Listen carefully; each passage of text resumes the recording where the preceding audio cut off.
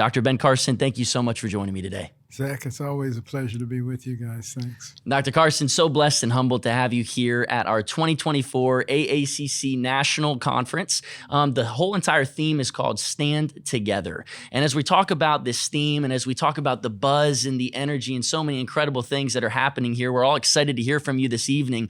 But you're amongst your people because I know that you had an interest growing up as a kid in psychology before you got into the neurosurgery medical field. Speak to that love for psychology for a moment. Well, I basically went from the intangible aspects of the brain to the tangible aspects. Right. But I actually got interested in psychiatry probably for a very strange reason. Growing up in poverty, since I knew I wanted to be a doctor, I said, psychiatrists seem like very well-heeled and rich doctors, so I think I'll do that. And, when I got to medical school, though, after majoring in psychology in college and having amazing professors like Anna Freud, Sigmund Freud's daughter, I was all gung-ho to be a psychoanalyst. But then listening to what the neurosurgeons could actually do with the brain, I was just blown away by that. And I migrated in that direction, and it was something that was very natural to me. I took to it like a duck to water.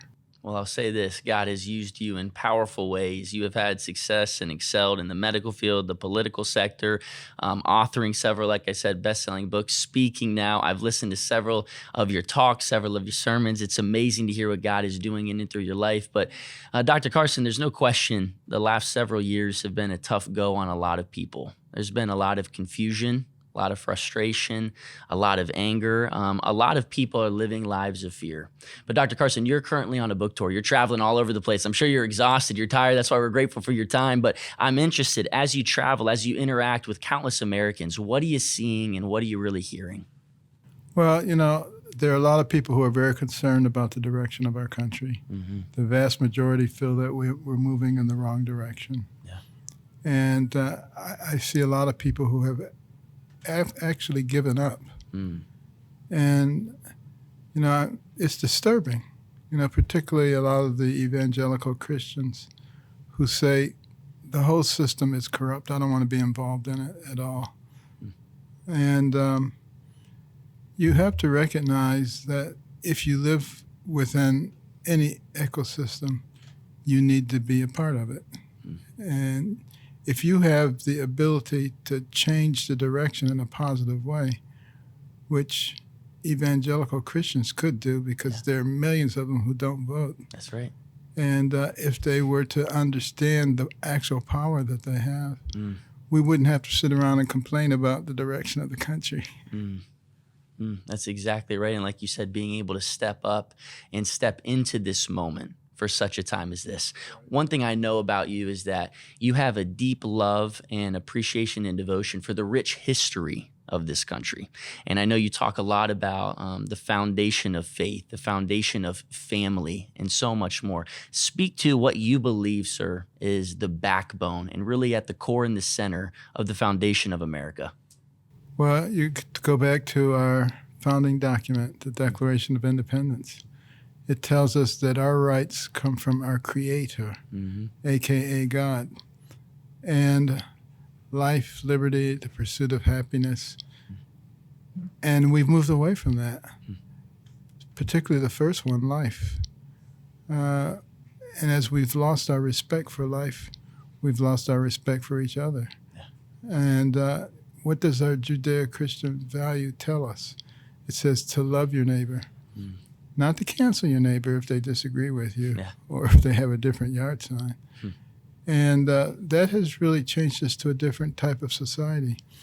And we're allowing the purveyors of that change to succeed in driving wedges between the American people on the basis of race, age, income, gender, political affiliation, religion, whatever. And it's being very effective. And then the whole concept of liberty. I mean, that was the thing that distinguished this country, the fact that you could live the life that you wanted to lead as long as you weren't interfering with somebody else. And now all of a sudden, we have people wanting to mandate this, that, and the other, even what kind of car you should be driving, rather than allowing market forces to do it, which has been the thing that has allowed us to excel in the economic sphere for so long. And, this is something that we really need to be very vigilant for. You see people start talking about things like disinformation bureaus. That's laying the foundation for censorship and for the loss of freedom of speech.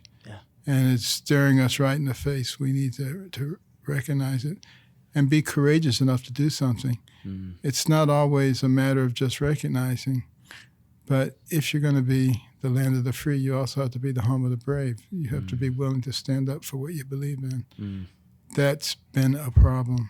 We have too many people who don't want to be called a nasty name, don't want to be canceled, don't want their families inconvenienced, don't want to take any risk. That's not what leads to ultimate success. That's right.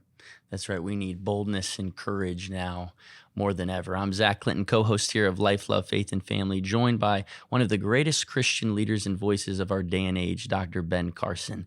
Dr. Carson, as we talked about some of the foundational points of what this great country was built upon, and something that you're really going around talking about is overcoming culture's attack or the war on the American family. When we talk about family, I heard you recently, you were down here in Dallas just a couple of weeks back, Robert Jeffers Church, First Baptist Dallas, and you mentioned that family is so important because family really shows us our history, and our history is what ultimately influences identity, or the basis for identity. Identity is the basis for our beliefs, and where those things get interrupted, they can sway away with the wind. Speak to how have we gotten to where we are at today with a loss of morality, a loss of integrity, and how have we gotten so far off track from our roots?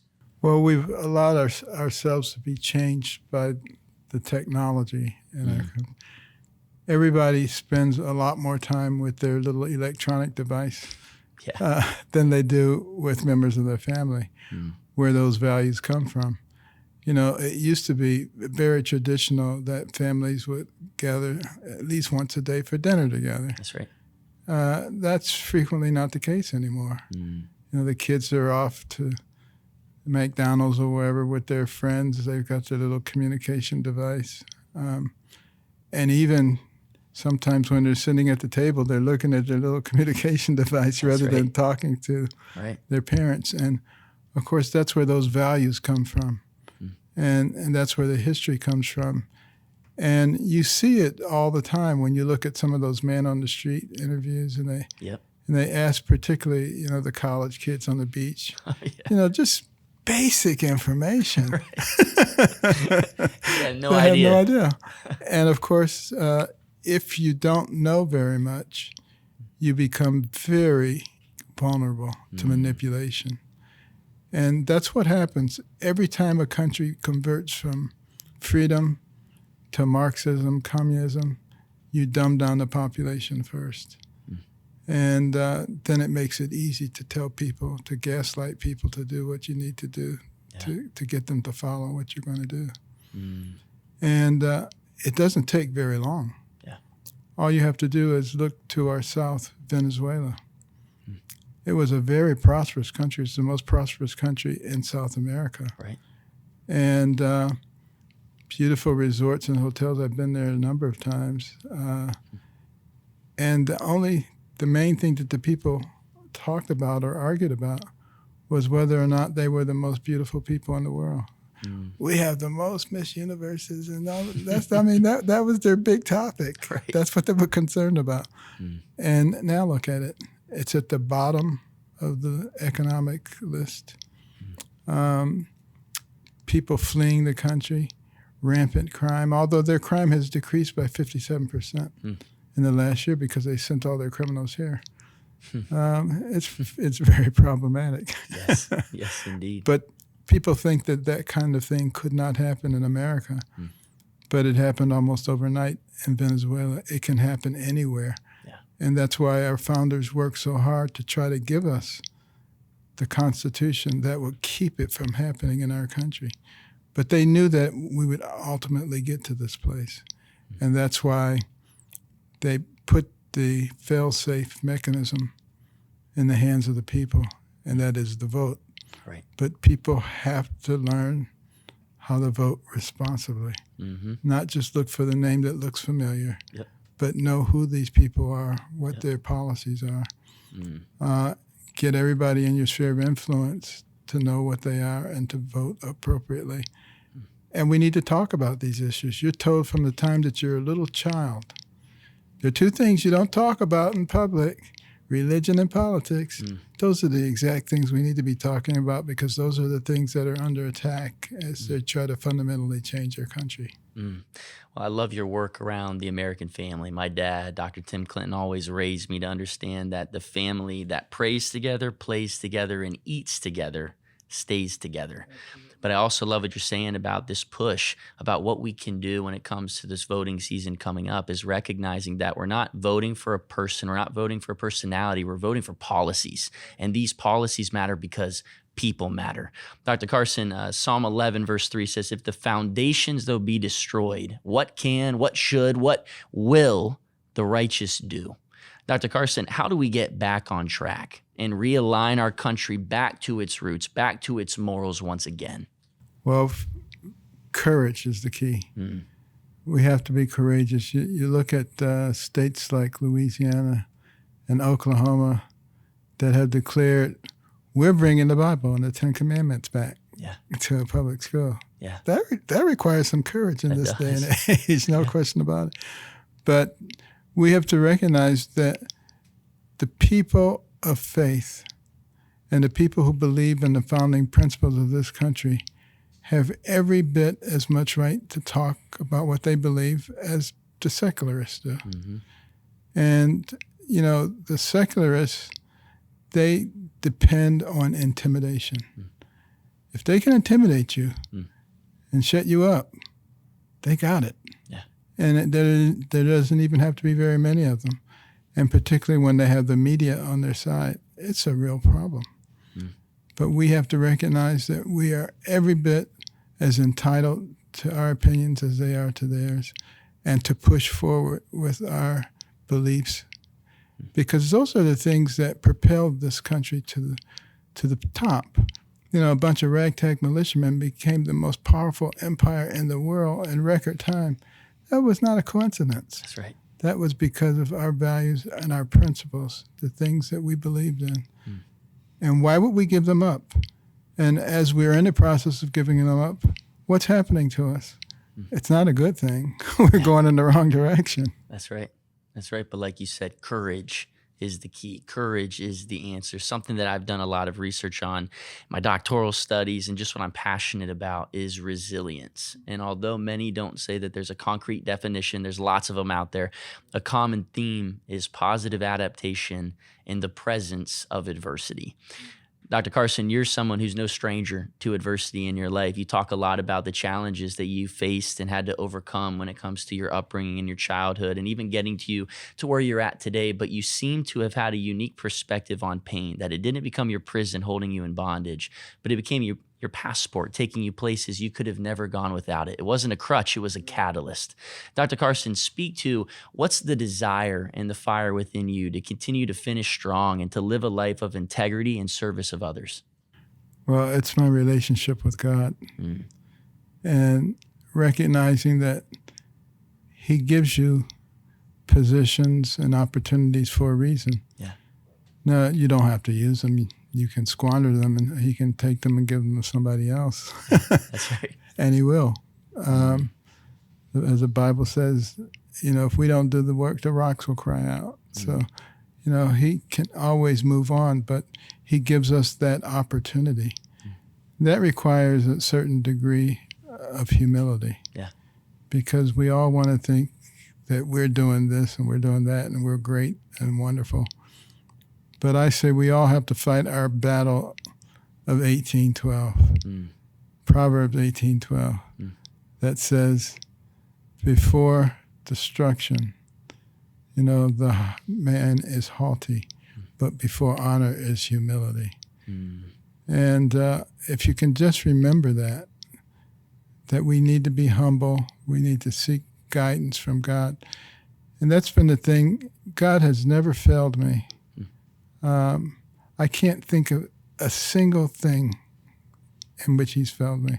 I can think of some things that I thought he had failed me, but when I looked at it in retrospect, I realized he had done a tremendous thing for me. Yes. So that's really what keeps me grounded and keeps me pursuing excellence. And, a desire to see other people succeed. The reason that my wife and I put in all these reading rooms all over the country is because, we know the statistics. If a child can read at grade level by grade 3, it changes the trajectory of their lives. Yes. But a lot of kids who are in Title I schools, they come from homes that have no books or very few books. They go to schools that have no budget for a modern library. And they're not likely to become readers. And that's going to have a very deleterious impact on their future. Yes, indeed. We serve a good, gracious Father who is faithful even in the midst of trial and tribulation. You're listening to Life, Love, Faith, and Family. Today, we are thrilled to be joined by one of the greatest Christian leaders of our day and age, Dr. Ben Carson. Dr. Carson, we talked a lot about faith and how faith has been an anchor for you, a centerpiece on the life at which God has allowed you to build. But I want to kind of conclude our conversation with a couple of questions regarding family. One thing I've noticed about you, and I've had the opportunity of witnessing, is this deep love and devotion that you have for your wife, Candy, and also your children and your grandchildren. And it's been a beautiful thing to see. And I wanted to ask you this because you're talking about really bringing the family unit together. You being somebody who is going all over the country, you're on this tour. How do you continually prioritize the main things and keep the main things in life? Well, I've been all over the country and all over the world for many years, even when my kids were little. Yeah. And I made it a requirement before I would go someplace that my whole family would come with me. So the kids had frequent flyer cards to every airline, and they traveled all over the world. Otherwise, they would have been saying to my wife, "Mommy, that strange guy was here again last night." That's right. So you have the point being that there is a way to do it. No matter what your circumstances are, where there's a will, there's a way. And, I think it's so vitally important to maintain the fun in your life. So many people, once they get married, they get into routines and then they take each other for granted. And, they don't play games together anymore. They don't have fun together anymore. Yeah. And that's prime, ripe territory for Satan. So you have to actually make it a priority. My wife is fantastic. She knows that I love to play pool. And when we got married, she didn't know how to play pool. So she learned how to play. She's very good now. She says, if I'm going to have quality time with you, I better become a good pool player. That's fun, Dr. Carson. So we're coming up next year on our 50th anniversary. Wow. Congratulations, sir. That is a feat and something to celebrate. As we wrap up our time together today, Dr. Carson, this is a personal message, your book for you personally about the American family. You have become the man that you are today. You give a lot of that credit to your mom, who you've said, I heard you quote, that she believed in you and nobody else did. I would love for you to leave our audience today with one final word of hope and encouragement to the American family out there who feels that war, who feels that push from culture. But what's one final word that would motivate them to continue to prioritize the family and to stay together now for such a time as this? Well, my mother, if there was ever a victim, it was her. She came from a huge rural family, shuffled from home to home, less than a third grade education, married at age 13, found out that her husband was a bigamist. And nevertheless, she never felt sorry for herself. Wow. And the key thing was she never felt sorry for us either. So there was never an excuse that we could offer that was acceptable. And the first thing that was out of her mouth when we made an excuse was a poem called Yourself to Blame. And we don't want to hear that poem anymore, so we stopped making excuses. But what a difference it makes. And you say that's something that you get from family, from somebody who really loves you and really cares about what happens to you. Don't let you be a victim. And that made the difference for both me and my brother. And my mother was severely criticized. You can't make boys stay in the house and read books. They'll grow up and they'll hate you.